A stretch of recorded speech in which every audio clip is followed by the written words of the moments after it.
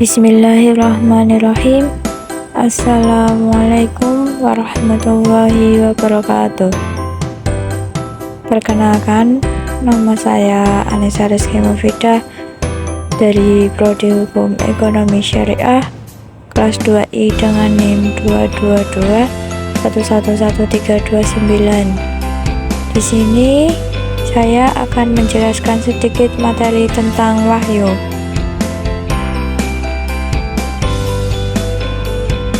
Nah, di sini saya akan membahas 1. Tentang pengertian wahyu, 2. Konsep wahyu menurut Al-Quran, 3. Fungsi wahyu, dan terakhir yaitu cara penyampaian wahyu. Yang pertama yaitu pengertian wahyu. Pengertian wahyu secara bahasa yaitu berupa masdar waha yahi wahyan yang memiliki arti memberi isyarat, mengirimkan utusan, berbisik-bisik, berbicara di tempat yang tersembunyi, menuliskan, serta menyembelih dengan cepat. Di sini memiliki maksud yaitu pemberitahuan kepada seseorang secara tersembunyi dan bersifat khusus bagi dirinya sendiri dan tidak diketahui oleh orang lain. Sedangkan menurut istilah, wahyu adalah pengetahuan yang tidak diketahui yang datang dari Allah dalam jiwa seseorang secara tepat, cepat, dan rahasia, baik melalui perantara ataupun tidak melalui perantara. Yang kedua yaitu konsep wahyu menurut Al-Quran. Yang pertama adalah tanpa melalui perantara. Di antaranya ialah mimpi yang benar bagi para nabi adalah wahyu yang wajib diikuti.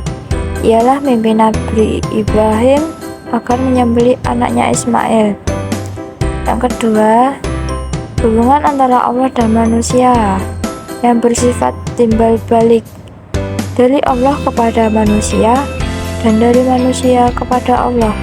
Di dalam Al-Quran, wahyu memperoleh tempat yang sangat khusus, diperlakukan secara istimewa, sesuatu yang misterius, rahasia yang tidak dapat diungkap oleh pikiran manusia biasa.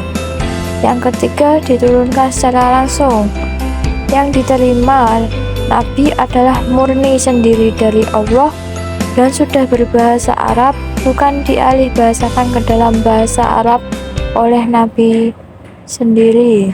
Fungsi wahyu.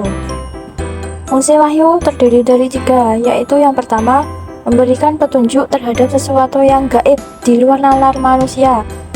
Yang memiliki maksud, wahyu berfungsi sebagai penolong manusia untuk hidup di akhirat, seperti berkata jujur, menepati janji, dan lain sebagainya. Yang kedua, sifat manusia sebagai makhluk sosial ini memiliki makna bahwa manusia itu memiliki naluri untuk hidup bersama-sama, meskipun dalam hal ini mengalami konflik ingin memenuhi kebutuhan jasmani dan rohani. Yang ketiga yaitu untuk mengetahui cara beribadah yang benar. Hal ini memiliki maksud wahyu itu untuk menyempurnakan akal, sehingga mengetahui mana yang baik dan buruk, dan bisa membedakan mana yang mendapat pahala dan mana yang mendapatkan hukuman ataupun dosa. Ini yang terakhir adalah cara penyampaian wahyu. Nah, di sini materi ini saya akan membaginya menjadi 3, yaitu 1. Cara wahyu Allah turun kepada malaikat, 2. Cara wahyu Allah turun kepada Rasul, ketiga, cara penyampaian wahyu oleh malaikat kepada Rasul. Yang ke-1 adalah cara wahyu Allah turun kepada malaikat. Pertama, Allah SWT berbicara langsung dengan malaikat Jibril tanpa perantara dan dengan bahasa yang dipahami oleh malaikat. Kedua, malaikat Jibril menghafalkannya langsung dari Lauhul Mahfuz. Di sini ada pendapat yang tidak setuju, karena segala sesuatu yang ada di Lauhul Mahfuz itu bersifat rahasia. Ketiga, Allah menyampaikan wahyu dalam bentuk makna kepada malaikat Jibril, sedangkan malaikat Jibril menyampaikan wahyu kepada Nabi berupa lafaz. Yang dimaksud wahyu di sini adalah wahyu sunnah, bukan wahyu Al-Quran. Ini adalah cara wahyu Allah turun kepada Rasulullah. Pertama, bisikan wahyu melalui mimpi yang nyata. Contohnya, Nabi Ibrahim mengalami wahyu ini ketika bermimpi disuruh membunuh putranya, yaitu Nabi Ismail. Yang kedua, yaitu wahyu yang diterima Nabi dari balik tirai. Nabi pertama kali melihat sesuatu yang tidak biasa atau mendengar suara yang aneh-aneh, kemudian memusatkan seluruh jiwa dan perhatiannya ke hal itu. Ketiga, melalui malaikat Jibril pembawa wahyu yang memiliki maksud. Allah memerintahkan untuk menyampaikan wahyu kepada Nabi Muhammad. Yang terakhir adalah cara penyampaian wahyu Allah oleh para malaikat kepada Rasul. Pertama, datang sebagai lonceng dan suara yang sangat keras.